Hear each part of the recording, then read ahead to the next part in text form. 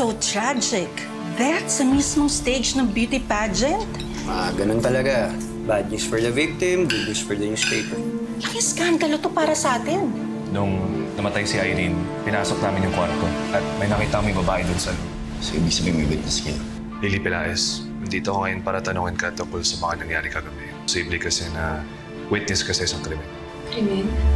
Naaalala mo ba kung paano at bakit ka nakarating doon? Naghahanda kami para sa pageant. Tapos merong nagpakilala sa akin, isang lalaki na bodyguard daw siya ni Senator Carazo. Sabi niya pinapatawag daw ako ni Senator Carazo. Madedescribe mo ba yung itsura ng lalaking doon? Wala akong maalala. Paano wala kang maalala nandun pa? Jack, Rapido, sabi ko naman sa'yo, umalis may kaibigan ko. Official police investigation ito. Reporter yan. Conflict of interest yun. Tol, sagot ko na yan. Alam ba kung anong totoong dahilan kung bakit sumali si Irene sa pageant na yan? Para imbestigahan niya, Senator. Para magsulat ng expose tungkol dun sa mga dati namatay na contestant ng pageant. Hindi nga kaya may kinalaman talaga si Dornen dito. Anong ginagawa niya dito? Nakikiramay kami, Jack. Pinapasabi nga pala ni Senator, lahat gagawin niya para lang mabigyan ng hustisya ang pagkamatay ni Irene. Dapat lang. Dahil hindi ako titigil hanggat hindi nakukulong ang taong gumawa nito. Kahit na sino pa siya. Mahirap magbintang dyan kung wala kang katibayan. Oo nga naman, anak. Hindi ako titigil hanggat hindi nakukulong yung hayop na gumawa nito kay Irene. Nakikiramay ako. Kahit na onting panahon ko lang nakasama si Irene, naging kaibigan na rin siya sa akin. Kaya kung meron akong magagawa... Gusto mong tumulong, alalahanin mo lahat ng nangyari ng gabi niya. Jack, sa tingin mo ba hindi ko sinusubukan? Eh kahit balik-baliktarin ko, wala talaga eh. Sorry.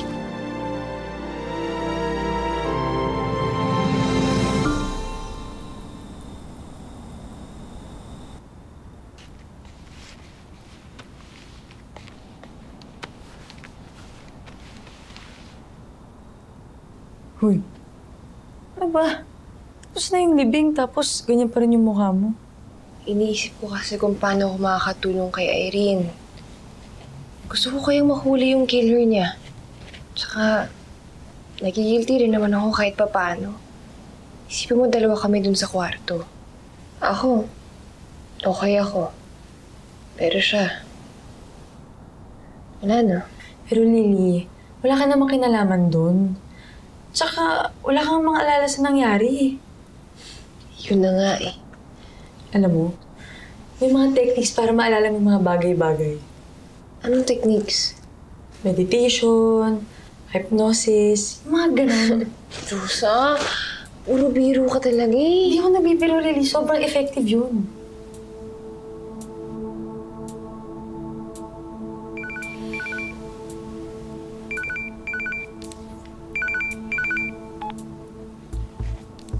Hello. Tol, may balita ka na ba? Pero pumunta bukas si Lily para makipag-usap sa sketch artist. Eh, Mr. Carazo, ano niya? Jack, ilang beses ko ba sasabihin sa'yo na hindi namin pwede basta-basta pwede question si Senator Carazo na walang sapat na ebidensya. Naniniwala ako na may kinalaman na si Dornen dito. Sa pakiramdam mo, ako, kailangan ko pang mas matibay na ebidensya.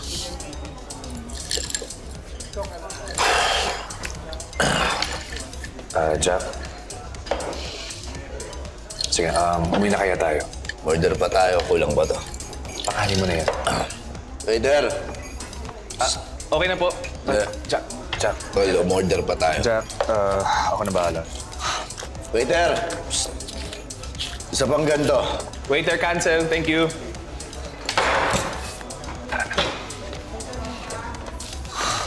Tol, kaya mo pa? Tara.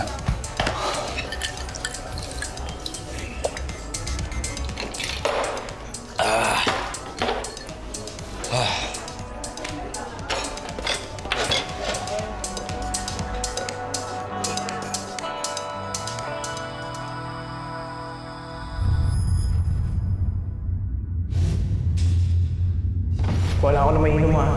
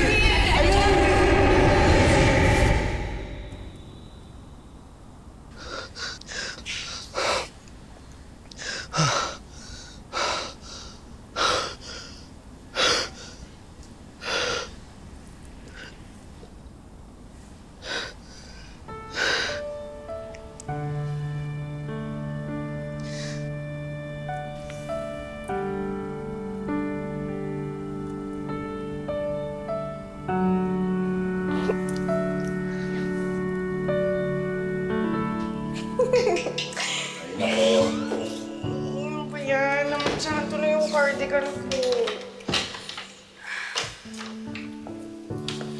Ano ting tissue?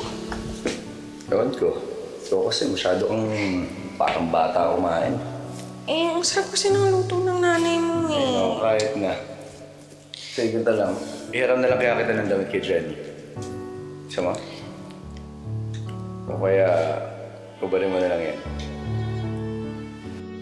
Kubarin mo. Ayoko, hindi. Pupunasan ko lang. Sige na, kubarin mo na yan. Hindi na. Kubarin na yan. Jack, dyan lang yung mami mo. Huwag ka magulo. Bakit? Pwede man natin din. Matayin. Uy, hindi. Kubarin mo. Lalaban ko kasi, kaya ako kukuha pa rin. Diba? Diba? Ganyan lang.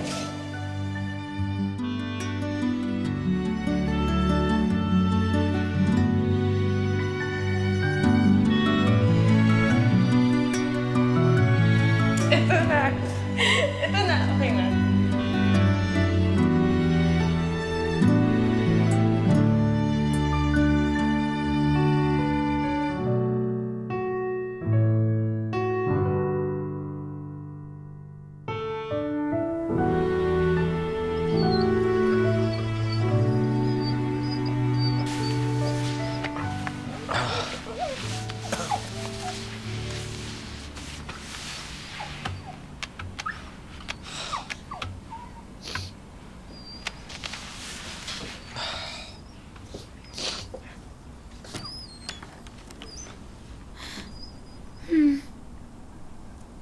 Jack, Hindi ka rin ba makatulog?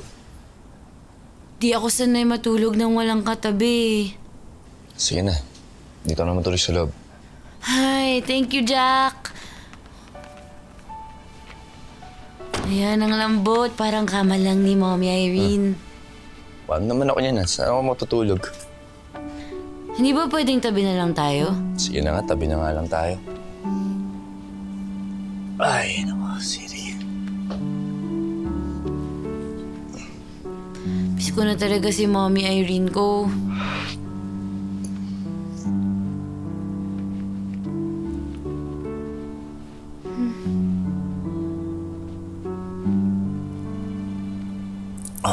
Sa Mami Irene mo yan.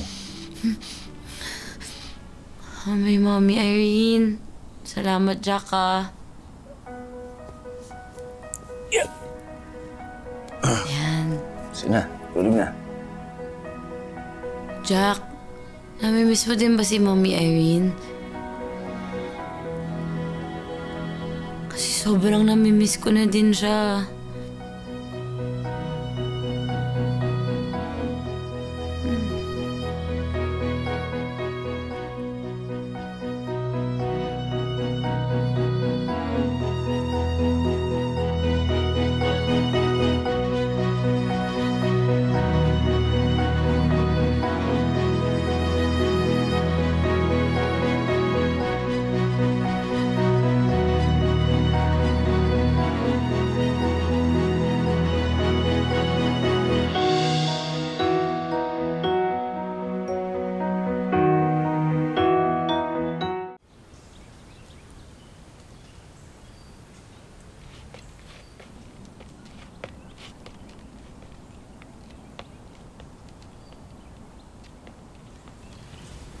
Anak?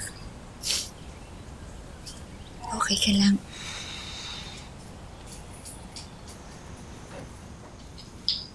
Hindi ko alam, Nay.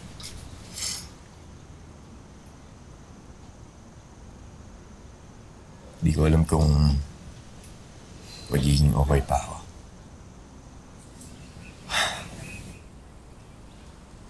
Sa naman na handang-handa na ako eh. Handa na ako na siya na yung babae makakasama ko habang buhay. Pero kung isang panahon ko lang pala siya makakasama. Pero anak, dapat magpasalamat ka rin na kahit papano, kahit konting oras ay nakasama mo si Irene. Alam mo na kung alam ko lang na maaga siya kunin sa akin. Sana mas maraming panahon ko pa siya sinamahan. Sana mas marami pa kaming lugar na pinuntahan.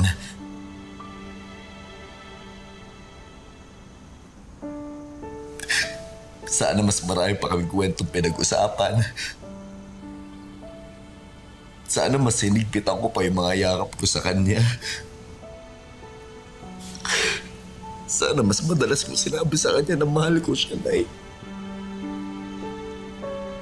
Anak, alam kong mahirap, pero kailangan mo magpatuloy. Kaya na pag-isip-isip ko rin, Nay, na babalik na rin ako sa trabaho. Tama yan, anak. Tama yan. Kailangan tulungan mo sarili mo mag-move on. At saka, pag hindi mo kahit nahihirapan ka, nandito naman kami. Nandito Tito Rato mo, ako, mga kapatid mo. Kapag nanghihina ka, anak, sa amin ka kukuha ng lakas. Mahal na mahal ka namin. Mahal na mahal ko rin kayo. Tama na.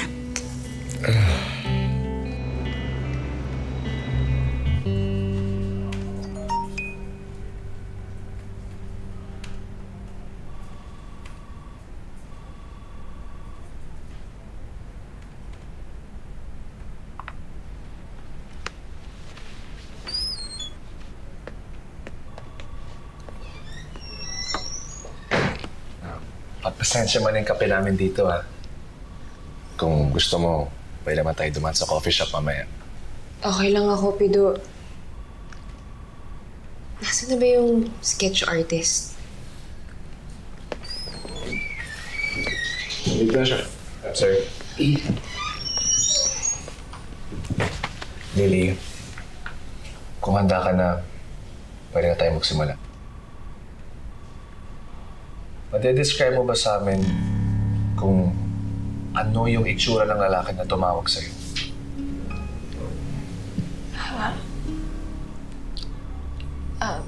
Matangkad. Matangkad siya. Tapos medyo bilugan po yung mukha niya. Black yung buhok na straight, maikli. Malaki yung labi niya. Moreno. Tapos, yung mata niya, medyo maliit. Naay? Oh, kuya, nakita niyo ba si Siri? Hindi, bakit? Eh, kasi kanina pa naman siya hinahanap. Hindi namin siya makita. Sige, hanapin natin. Ay, teka lang. Sandali lang, Noya. Sino naman pumunta yun? Ano pa naman yan si Siri? Oh, galingan niyo paghahanap, ha? Mommy! Mommy ko! Mommy!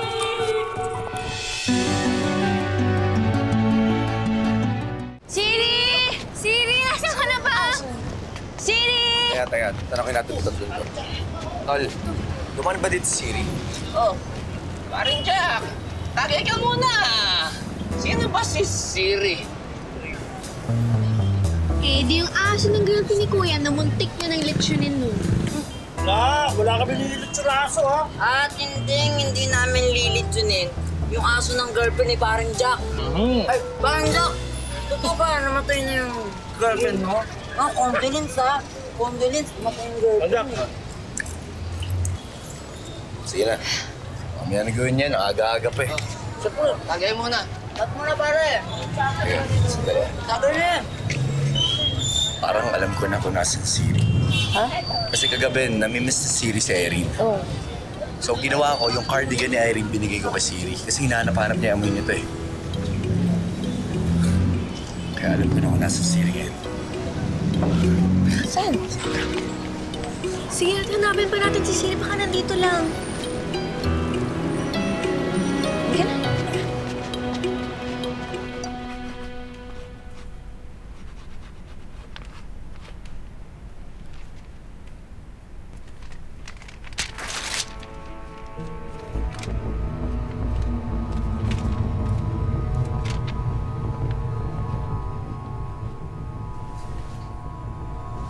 Siya ba yung lalaki? Siya nga.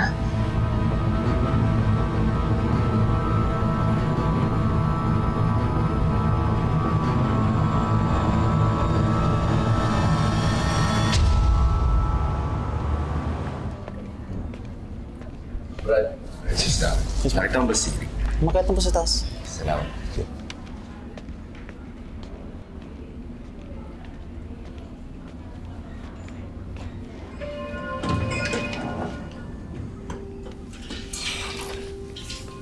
Sabi ko na nga ba dito kita makikita eh. Gusto ko nang umuwi sa amin, Jack. Siri, ano? Gusto ko na makasama ulit ang mami ko. Miss mo na ba yung mami Irene mo?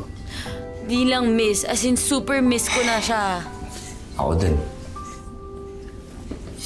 Alam mo lang, sobrang miss na miss ko na yung love my love ko.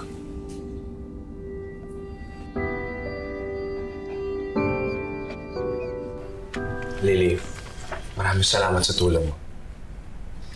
Hanapin namin kung sino lalaking to at pabalitaan ka namin. Salamat din, Pito, ha?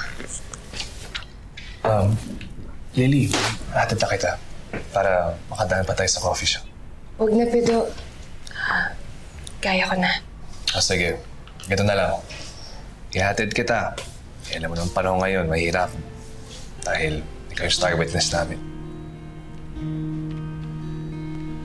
Sige. Bruce, ikaw na bahala dito.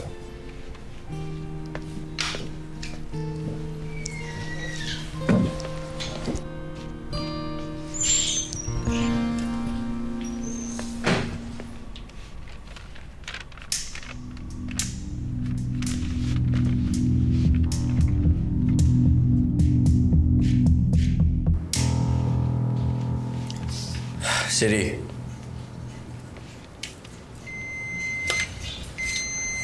Yun na, yun na. Siri. Yes! Ingat lang. Sweet! Mabasag. Oh! Ay! May strangers! Sino kayo? Tita Clara. Oh, Ano pong ginagawa dito? sabi ng mga pulis, pwede na raw akong pumasok dito dahil tapos na sila mag-imbestiga. Bilang kamag-anak ni Irene, sa akin na mapupunta ang kondo na to. Minana pa niya to sa nanay niya na kapatid ko. Teka. Paano yung mga gamit ko? Asan yung gamit ko? Sa palagay mo ba, may kinalaman nangyari kay Irene sa pagkamatay nila? Actually, tita, hindi po natin masabi yan sa ngayon hanggat hindi pa natatapos yung investigasyon. Puro trahedya na lang nangyayari sa pamilya niya. Ito akin to eh. Kunin ko na nga, baka madampot nyo pa. OMG, yung toys ko! Tita, anong gagawin niyo sa mga gamit ni Irene? Ibibigay ko sa mga anak ko, tapos yung iba, ibebenta ko na lang. Oh, anak, ingatan nyo ha. Dahan-dahan, isa-isa. Mami, laptop na ako. Teka, sandali din pwedeng kunin yan. Bakit naman hindi?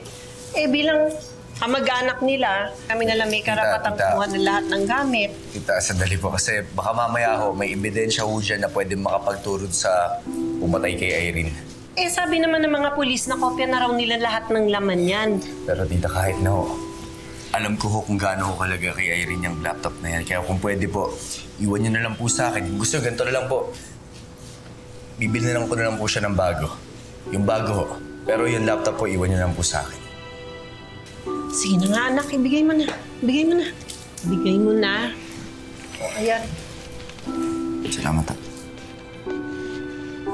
Ingat kayo.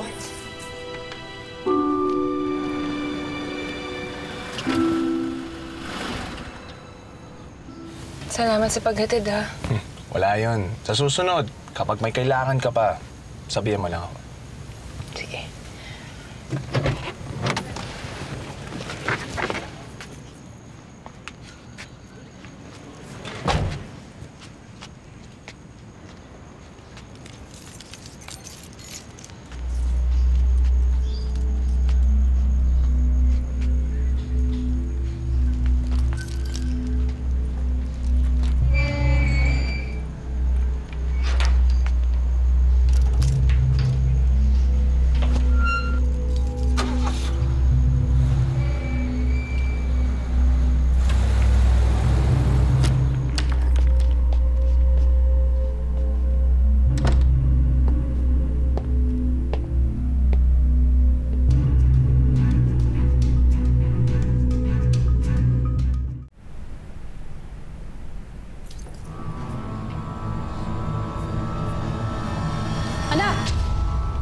Saan ka pupunta?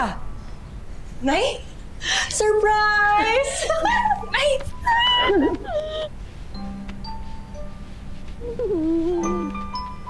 Wow! Anak! Ay, naku, mamamatay ako sa nervyos. Nung nalaman ko yung nangyari sa'yo, nagpaalam ako agad sa amo ko. Sabi ko, kailangan ko umuwi sa anak ko. Diyos ko, di pwedeng may pinagdadaanan siya na ganyan na wala ako dito. Ikaw ang pinaka-importante tao sa buhay ko, anak. Alam mo ba yun? Oo. Kaya... Namiss kita, Nay. Namiss kita. Alam mo naman, ikaw ang pinaka-importanting tao. Ikaw ang promotor! Binili ko sa'yo tong si Lily, di ba? Sabi ko sa'yo, huwag mo pa sasalihin sa mga beauty contest, di ba? Tita, wala akong nalaman dyan. Ikaw ang promotor, kaya sumali yan, no? Tita, bakit po ba nga pala ayaw niyong pasalihan si Lily sa mga beauty pageants? Sumali din naman kayo. Oh, kaya nga nasira ang buhay ko, di ba? Kaya kayong dalawa, hindi kayo pwedeng sumali sa beauty contest. Gusto mo ba na ganun din mangyari sa inyong dalawa? Eh, sinabi ko na sa'yo eh. Ay, nako, titigas ng ulo nyo. Sinabi ko na huwag kayo sumali sa beauty contest kasi yan ang pinaka-ayoko. Halika na.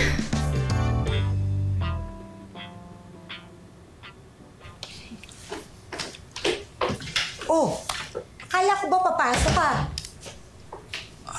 Nay, kailangan po kasi buksan to eh.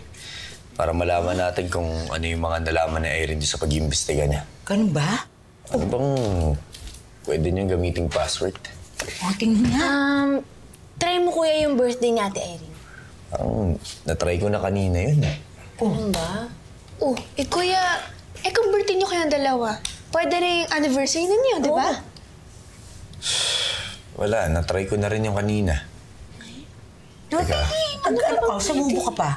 Birthday. Teka. Nahula mo na? Kaya parang alam ko na. Love. My love.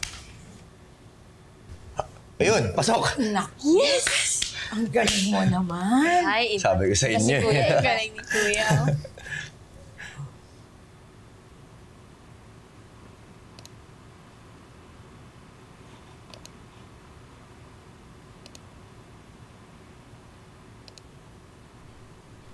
First step is to get your Mommy? application form and fill it out.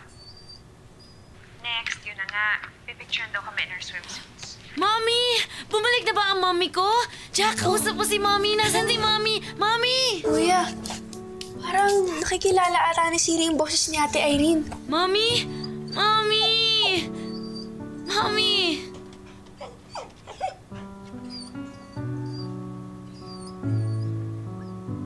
Love, my love. Kaya nga tayo nagpunta dito para mag-relax. Halika na dito. Matatapos Ano na yan? Wait lang. Hindi. Wait lang, matatapos na. Guys, ito ang boyfriend kong workaholic. Naku, napaka-workaholic. Pero, love ko pa rin. Tama na yan. Wait lang, matapos na. Kaway ka naman sa video ko. Hello. Set. Set. Good girl. Good girl. Okay, Siri, catch. Catch. Oh my good girl! You got pink! Siri! Dito, Siri! Siri, Siri, baby, give. Ayan, okay, isa pa. Siri, Jack. Siri, catch. Good job. Ang galing talaga ng baby ko. I love you, Siri. I love you, mommy. Uwi ka na. Naku anak, pasensya ka na at wala ako masyado nabili na pasalubong talaga. Pasensya na. Sorry, nagmadali ako nalaman ko nangyari sa'yo. Ako, nagbiyahe na ako pabalik. Nay, okay lang ako kahit wala kang pasalubong. Basta nandito ka. Solve na ako. Ang bait talaga ng anak ko. Promise, Nay. Nabila naman kita ng Pero ba din? pasalubong. Thank you po, Nay. Masyado nabili talaga. Tita, baka naman yung akin. Na rin ibigay. Che. Hindi, sige, ito. Baka magustuhan mo to, kasi sa'yo to. Oh. Pero nasuot ko na yan, pero at least may nabigay ako sa'yo galing Paris yan. Nung bata pa kami. It's the thought that... Oh. Thank you po. Nasalubong ako sa'yo. Thank you, tita. Oh, diba? Pamana. Gusto mo to? Kahit bawas na, tita. Sige. Ay, diba? Thank you po. I love you. Josan! Suotin mo nga yan. Dito talaga? Dali! Loadin mo! Ikaw talaga? Dali, hindi mo insta.com? Ay, oo. Si tita pala.